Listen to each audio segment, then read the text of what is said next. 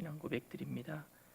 전능하사 천지를 만드신 하나님 아버지를 내가 믿사오며 그 외아들 우리 주 예수 그리스도를 믿사오니 이는 성령으로 잉태하사 동정녀 마리아에게 나시고 본디오 빌라도에게 고난을 받으사 십자가에 못 박혀 죽으시고 장사한 지 사흘 만에 죽은 자 가운데서 다시 살아나시며 하늘에 오르사 전능하신 하나님 우편에 앉아 계시다가 저리로서 산자와 죽은 자를 심판하러 오시리라. 성령을 믿사오며 거룩한 공회와 성도가 서로 교통하는 것과 죄를 사하여 주시는 것과 몸이 다시 사는 것과 영원히 사는 것을 믿사옵나이다. 아멘. 하나님은 너를 지키시는 자 너의 우편에 그늘 되시니 낮의 해와 밤의 달도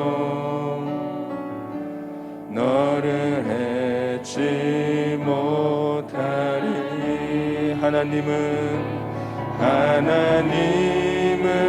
너를 지키시는 자 너의 환난을 면케하시니 그가 너를 지키시리라. 너의 출입을 지키시리라. 눈을 들어 산을 보아라. 너의 도움 어디서 오나. 천지 지으신 너를 만드신 여호와께 우리 한 번 더 찬양합니다. 하나님은 너를 지키시는 자 너의 우편에 그늘 되시니 낮의 해와 밤의 달도 너를 해치 못하리. 하나님은 너를 지키시는 자 너의 환난을 면케하시니 그가 너를 지키시리라. 너의 출입을 지키시니 눈을 들어 산을 보아라. 눈을 들어 산을 보아라. 너의 도움 어디서 오나. 천지 지으신 너를 만드신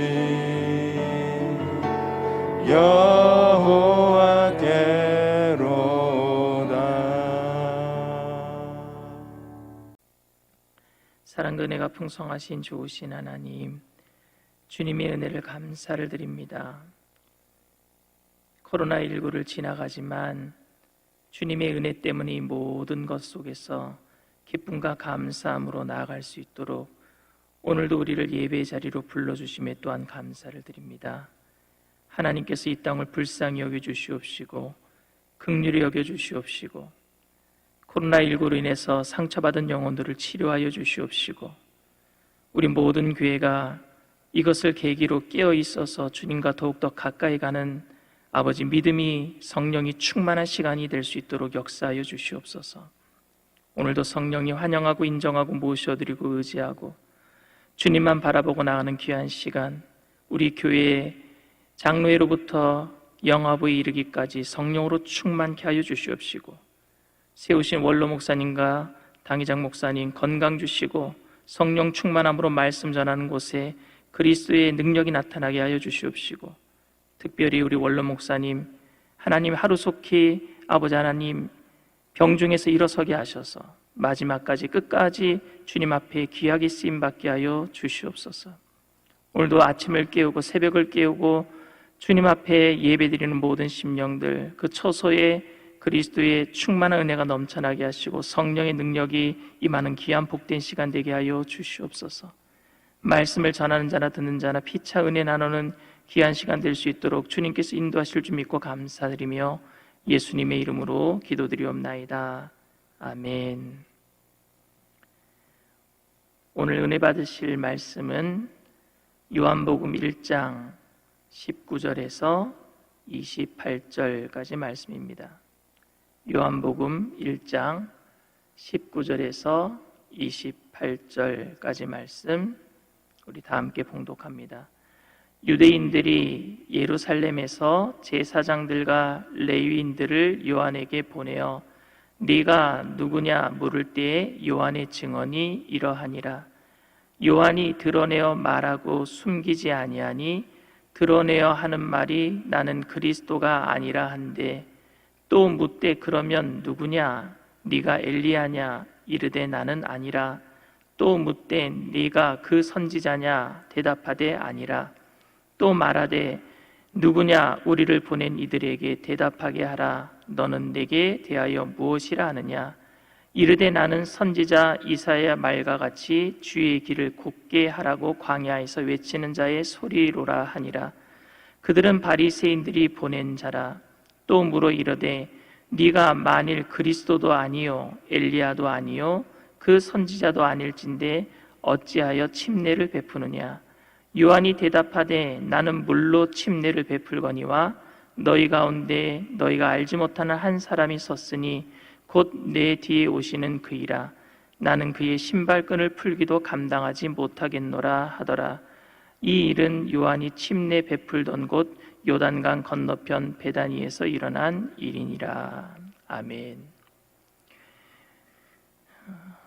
여러분 있는 곳에서 다 한번 따라해 주시길 바랍니다. 나는 아닙니다.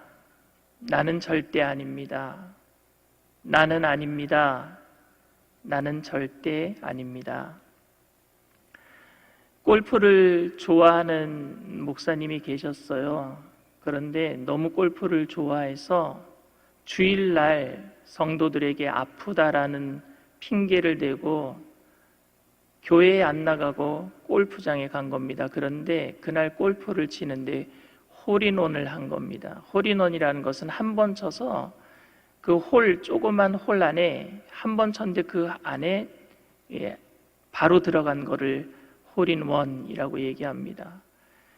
그러니까 천사가 하나님께 따집니다. 어떻게 주일을 빼먹고 골프장에 간 목사에게 홀인원을 할 수 있도록 그렇게 하나님 하십니까? 그러니까 하나님께서 나는 이미 그 목사에게 벌을 내렸노라 라고 하나님이 말씀하셨습니다. 아니나 다를까 며칠 되지 않아서 목사님이 시름시름 앓기 시작하는 겁니다. 왜 앓았느냐면요, 주일날 골프장 가서 홀인원 한 것을 누구에게도 말하지 못하니까 자랑하고 싶은데 자랑하지 못해서 시름시름 앓아 누웠다라고 합니다. 사람들은 자기를 자랑하고 싶어하는 그 욕구가 있습니다. 그런데 자랑하지 못할 때에 심각할 정도로 정신적 후유증을 겪기도 합니다. 그 이유는 우리가 인정받지 못할 때에 오는 정신적인 스트레스입니다. 목사와 연예인은 비슷합니다. 왜냐하면 스포트라이트를 받을 수 있는 그런 위치에 서 있기 때문에 그렇습니다. 다른 사람들에게 이목을 집중시킬 수 있는 그런 위치에 있단 말입니다. 연예인은 텔레비에 나오고 목사도 요새 텔레비에 많이 나오지 않습니까? 그런데 다른 점이 있다면 연예인은 인기를 마음대로 누려도 되는데 목사는 그 인기를 마음대로 누리면 안 되고요. 하나님께 다 영광을 돌려야 된다는 점입니다. 그래서 목사라는 직업이 굉장히 어떻게 보면 힘든 일인 것 같아요. 하나님만 바라본다고 하지만은 사람들을 의식하지 않을 수 없잖아요. 사람들 의식하지 아니하고 하나님만 바라보겠다라는 그 목사님들의 모습 속에 좀 답답한 모습도 있지 않습니까? 그러니까 사람들을 의식할 수밖에 없습니다. 폴 트립 교수가 쓴 위험한 소명이라는 책이 있어요. 그런데 그 책에서는 목사가 그렇게 인기를 얻을 수 있는 위험한 위치에 있다라고 하면서 가장 위험한 소명을 맡은 사람이라고 기록하고 있습니다. 그래서 목사라는 직분이 생각해 보면 힘이 든다라고 여겨집니다. 아무리 잘해도 의도적으로 칭찬을 받지 않기 위해서 노력해야 되니까 말입니다. 저는 성도님들에게 세상에서 칭찬받으면 하늘나라에 가서 상급이 적어질 수 있으니까 되도록 칭찬하지 마시고 사람을 높이지 마세요 라고 말한 적이 많습니다. 그런데 제가 그런 말을 해놓고 제가 정말로 어떤 일들을 잘 했는데 그 잘한 것들에 대해서 칭찬을 해주지 아니하고 성도님들이 저한테 목사님 하늘나라 가서 칭찬받으세요 라고 이야기한다면 아마 저는 굉장히 섭섭할 것 같습니다. 칭찬에 목말라 하는 사람에게 하늘나라에 가서 하나님의 상급을 받고 세상에서는 이름도 없이 빛도 없이 사는 것이 정말 성도의 삶이다라는 것을 느끼게 하는 성경 구절이 오늘 본문이 아닌가 싶습니다. 당시 유대인들에게 가장 유명했던 사람이 누구냐? 바로 침례 요한입니다. 그는 청렴하게 살았어요. 약대 털옷, 낙타 털옷을 하나 입고 광야에서 석청을 먹으면서 그러면서 다른 사람들에게 거침없는 메시지를 전하는데 그 메시지가 권력자들이나 그리고 교회 지도자들에게 일반 사람들이 감히 하지 못했던 그 말들을 강력하게 쏟아낼 때에 많은 사람들이 그 메시지가 신선하고 그래서 그를 보기 위해서 광야로 몰려들었습니다. 수많은 사람들이 광야로 몰려드는 거예요. 도심지 중앙에 교회가 세워진 게 아니라 아무도 오지 않는 광야에 교회가 세워졌는데 그곳으로 사람들이 몰려왔다라고 생각해 보십시오. 그 인기는 가히 폭발적이었습니다. 그리고 그의 반응은 부정적인 것이 아니라 굉장히 긍정적인 것이었습니다. 청중들의 그 긍정적인 그 반응은 곧바로 회개의 침례로 이어졌습니다. 많은 사람들이 변화받은 모습의 반응이 회개의 모습이 그 반응이 침례로 나타났습니다. 침례 요한은 회개를 촉구하는 침례를 강조하였는데 그들은 모두 침례 요한의 메시지를 듣고 침례를 받았습니다. 그들의 요한의 설교의 은혜를 받고 삶의 변화를 결단했다는 증거가 바로 침례였었습니다. 만약 당시에 선거로 왕을 뽑는다고 했으면 아마 침례 요한이 그 인기 투표에서 1위를 했기 때문에 아마 왕이 되지 않았을까 저는 생각합니다. 여러분, 인기는 상당히 많은 전염성을 가지고 있습니다.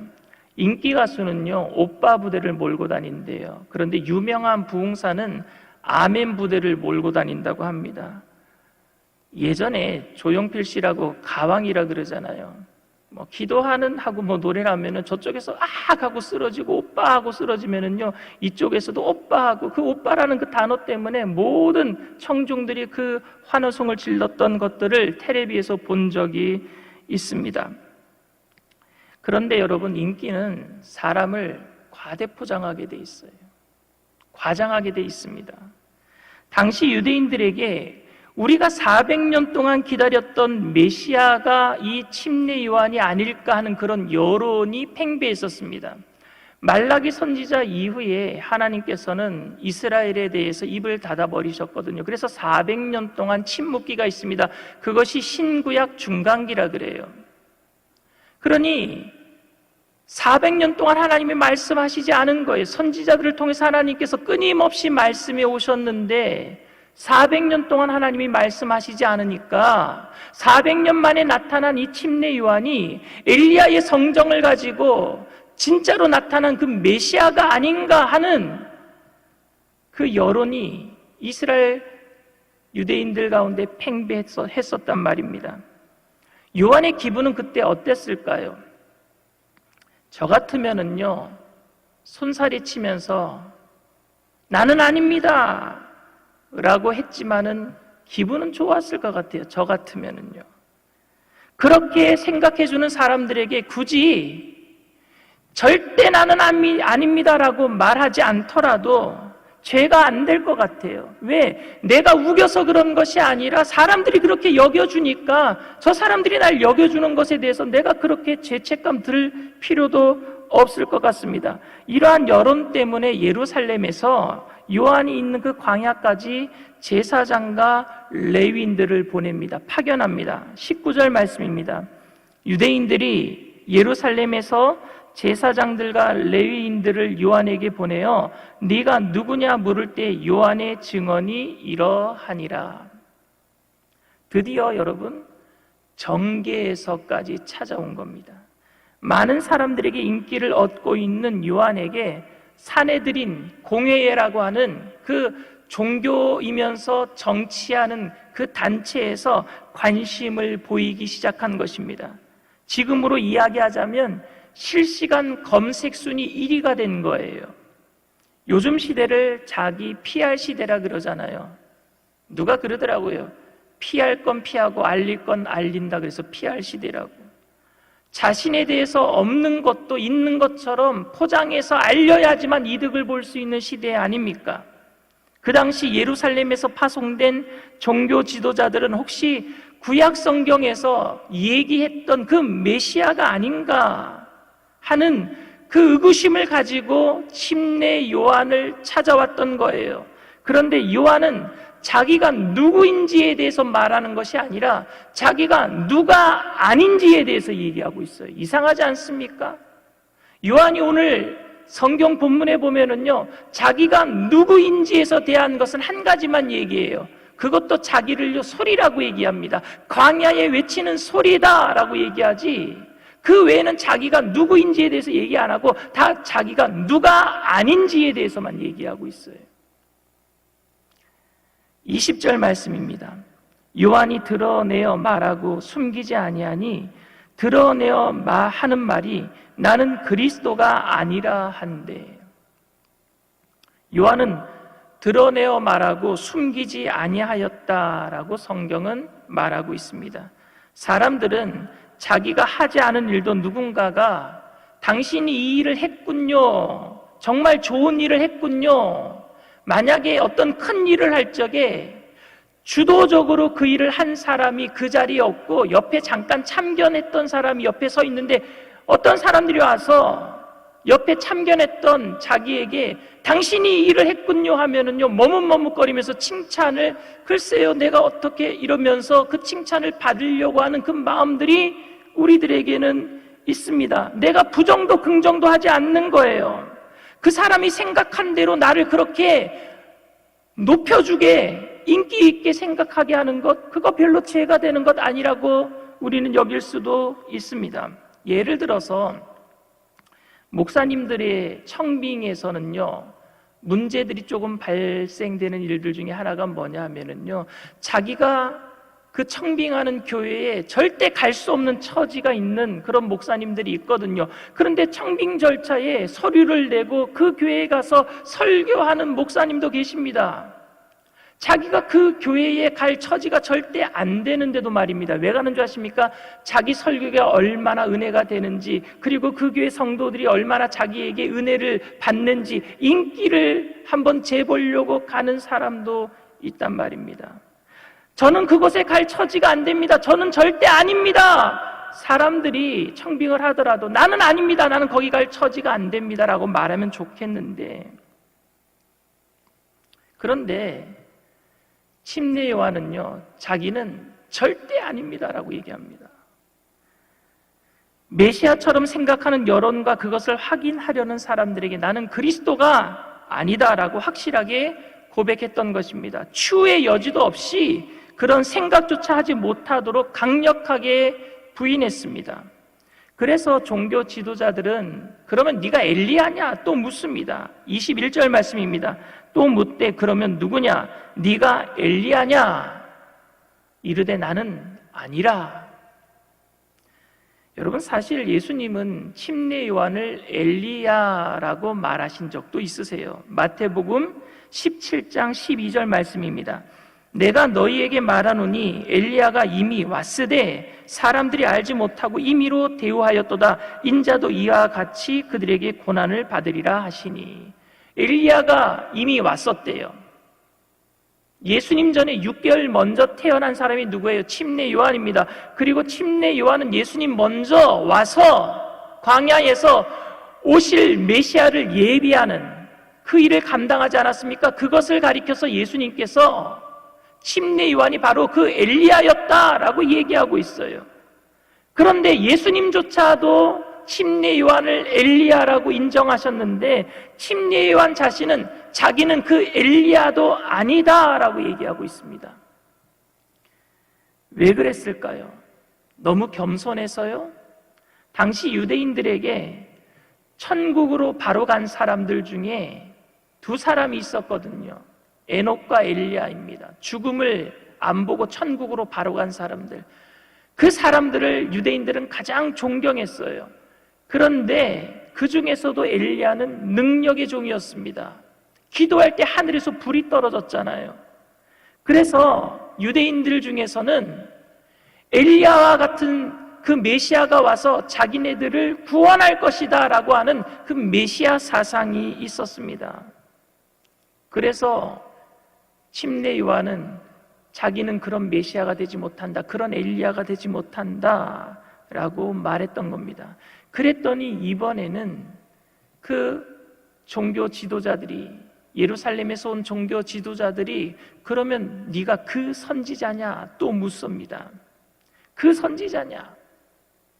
신명기 18장 18절에 이런 말이 나옵니다. 내가 그들의 형제 중에서 너와 같은 선지자 하나를 그들을 위하여 일으키고 내 말을 그 입에 두리니 내가 그에게 명령하는 것을 그가 무리에게 다 말하리라.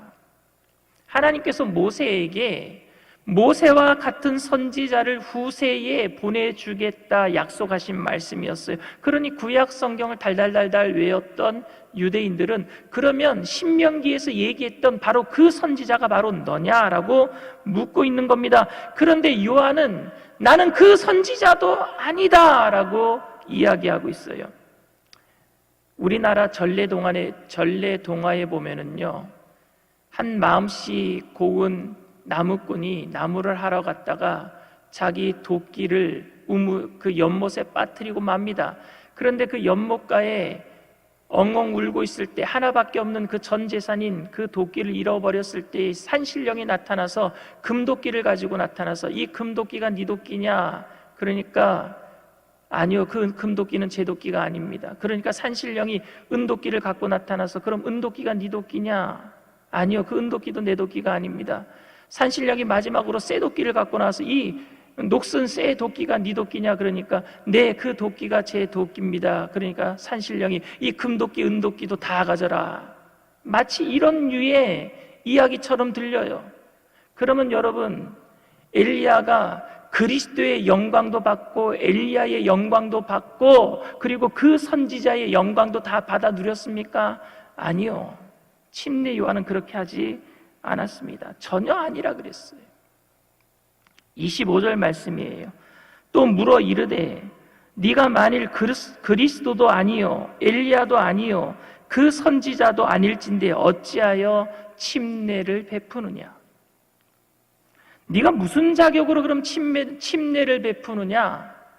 메시아도 아니고 엘리야도 아니고 그 선지자도 아닌데 무슨 자격으로 침례를 베푸느냐?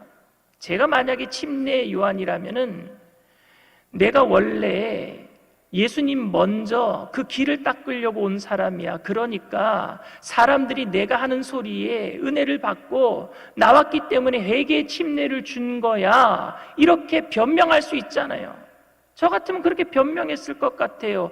그런데 침례 요한은요, 그런 변호도 하지 않습니다. 이 질문에 대해서 요한의 자신의 이야기를 하는 것이 아니라 그리스도에 대한 이야기를 하고 있습니다. 26절 말씀이에요. 요한이 대답하되 나는 물로 침례를 베풀거니와 너희 가운데 너희가 알지 못하는 한 사람이 섰으니 곧 내 뒤에 오시는 그이라. 나는 그의 신발끈을 풀기도 감당하지 못하겠노라 하더라. 내 뒤에 오시는 그분은 내가 그 신발끈을 풀기도 감당하지 못하겠다. 당시 여러분 노예들이 주인의 신발끈을 풀어주고 묶어주는 일을 감당했거든요. 그런데 요한은 그리스도에게 있어서 노예 많지도 못 된다라고 고백하고 있는 거예요. 나는 아니다. 나는 아니다. 오직 예수님이다 라고 얘기하고 있는 거예요. 자기를 변호하고 있는 것이 아니라, 자기가 어떤 사람이라고 얘기하고 있는 것이 아니라, 나는 아니고 예수님만이 절대적이다 라고 얘기하고 있는 거예요. 여러분, 침례 요한이 대단한 사람이라고 여겨지지 않습니까? 이렇게 겸손한 침례 요한을 닮아갑시다 라고 제가 그렇게 설교한다면 침례 요한의 심정은 어떨까요? 우리가 침례 요한이 가리키고 있는 예수님을 바라보는 것이 아니라 예수님을 가리키고 있는 침례 요한을 바라본다면 과연 침례 요한이 좋아할까요? 침례 요한이 원했던 것은 자신이 그렇게 겸손함으로 자신을 드러내려고 한 것이 아니라 어떻게 해서든지 예수님만을 높이려고 한 것입니다. 오늘날 신앙의 변질은 여기서부터 시작이 됩니다. 겸손하신 예수님을 닮아갑시다 말하고 있는 목회자가 높아지고 있는 거예요. 겸손하신 예수님을 닮아갑시다 라고 하면서 섬기는 성도가 높아지고 있는 거예요. 제가 아니라니까요. 주님만이 높임을 받아야 됩니다 라고 말하고 있는데 성도님들이 아니요, 그렇게 말하는 목사님이 좋아요, 그렇게 섬기는 장로님이 좋아요, 그렇게 섬기는 권사님이 좋아요. 결국 그 말에 우리들이 넘어지는 거 아닙니까? 우리를 높여주는 말에 그 인기 또 누리고 싶어서 우리가 넘어지는 것 아닙니까? 결국에는 겸손한 척, 결국에는 거룩한 척 되고 맙니다. 자기를 드러내지 않고 예수님을 높이는 일이 얼마나 귀한 일 아닙니까? 그러나 예수님을 높이는 일이 목적이 아니라 수단이 되어서 자기 자신이 높아진다면은 그것이 무슨 소용이 있단 말입니까? 기독교에서 가장 많이 이야기되고 있는 화두 가운데 하나가 자기 비움, 내려놓음. 요새는 내려놓음 말고 또 더 내려놓음이란 책도 나왔다고 합니다. 그러나 그것을 통해서 인기를 얻고 싶어 한다면 그것은 가짜입니다.